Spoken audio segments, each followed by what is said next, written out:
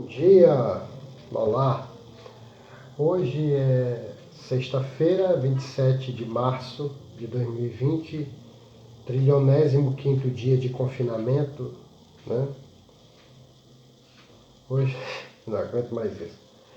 Nós vamos falar sobre a Segunda Guerra Mundial.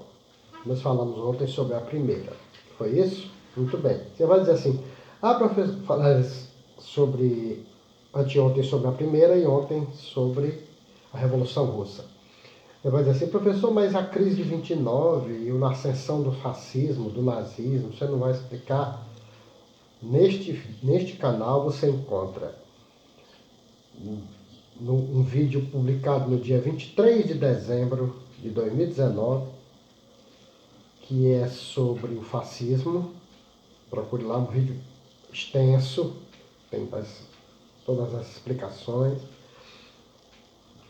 E no dia 30 de dezembro nós temos uma comparação entre Hitler e Stalin, ditadores semelhantes. Também tem um vídeo lá, veja lá, 30 de dezembro. E sobre a crise de 29, a lei seca nos Estados Unidos, um vídeo no dia 3 de janeiro já desse ano de 2020. Tá? Então, já temos aí o que a gente chama período entre guerras. E aí vamos para a Segunda Guerra Mundial, né, que dura de 1939 a 1945. Inicialmente, antes da gente analisar as causas, vamos ver as causas primeiro. Nós destacamos o quê? As disputas econômicas, o imperialismo, que aparece na Primeira Guerra, aparece na Segunda também, com versões diferenciadas de região para região, mas é disputa por matéria-prima, mercado consumidor, fontes de riqueza mineral, fontes de energia, etc. Imperialismo.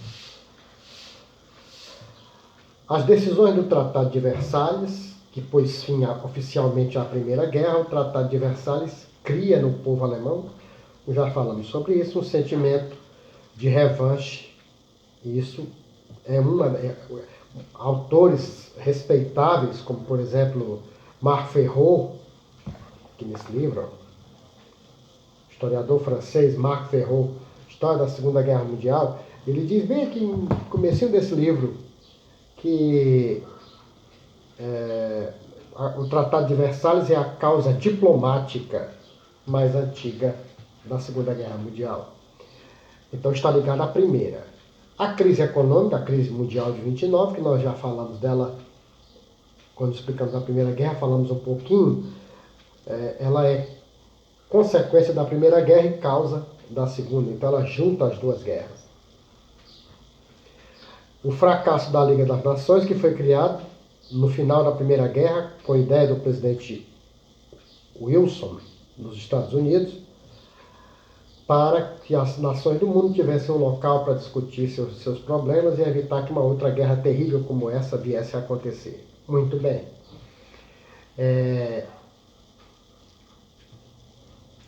Esta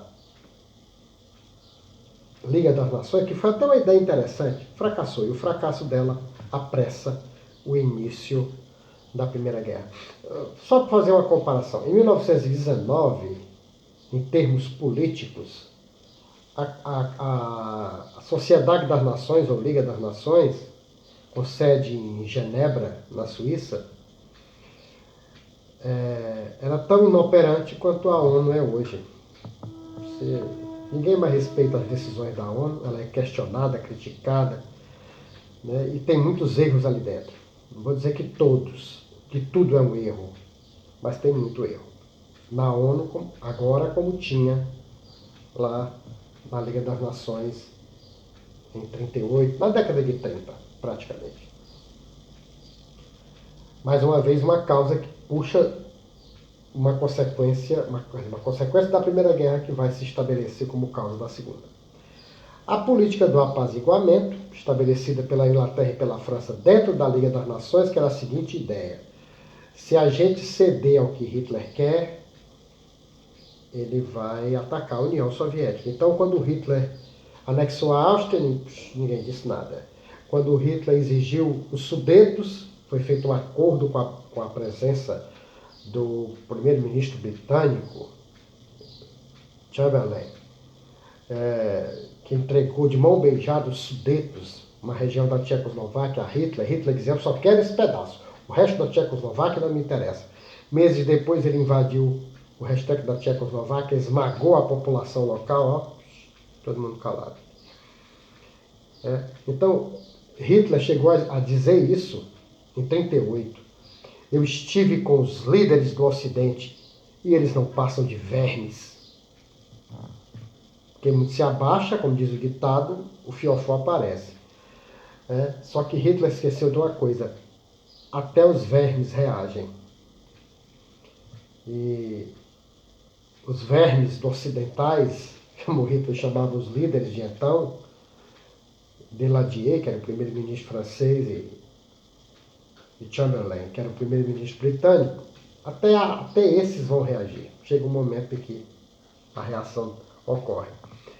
Então essa política do apaziguamento foi um fracasso. Por quê? Porque Hitler faz um acordo secreto com a União Soviética. Nós falamos do pacto de não agressão, o pacto germano-soviético, o pacto Molotov-Ribbentrop, o pacto Hitler-Stalin, chame do jeito que você quiser.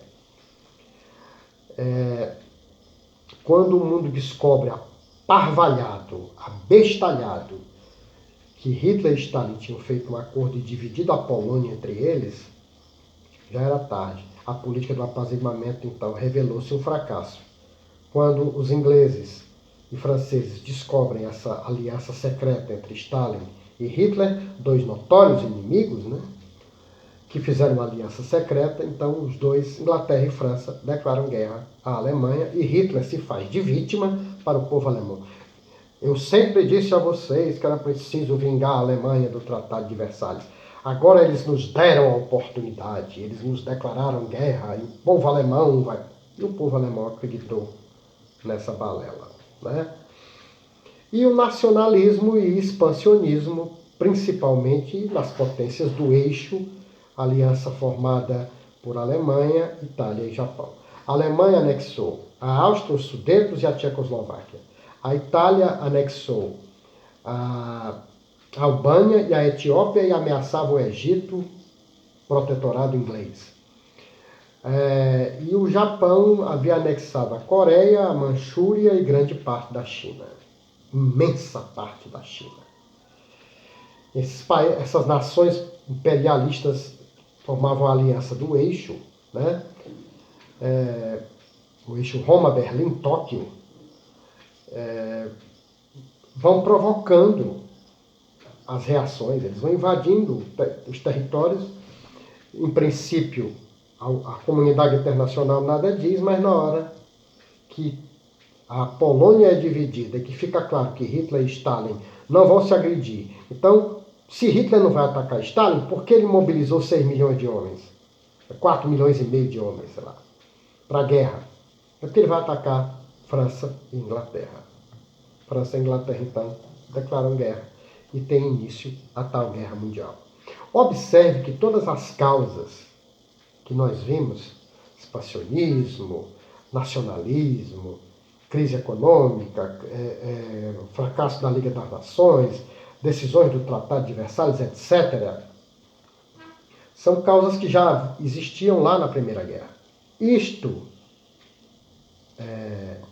faz com que, digamos assim, autores de grande importância, como por exemplo Arnold J. Meyer, estou aqui com o livro dele virtual, A Força da Tradição, ele foi o primeiro a levantar essa ideia, Arnold J. Meyer, que as duas guerras mundiais, na verdade, são as causas delas mostram que elas são uma guerra só, a Segunda Guerra dos 30 anos. Começou em 14, terminou em 45, quer dizer, dá 31 anos. Ele junta com tudo. Professor, mas tem 20 anos de paz entre a Primeira Guerra e a Segunda? Na visão dele, isso é interpretativo, isso é apenas um intervalo entre duas fases da mesma guerra. A Primeira Guerra seria a primeira fase e a Segunda Guerra a segunda fase da guerra.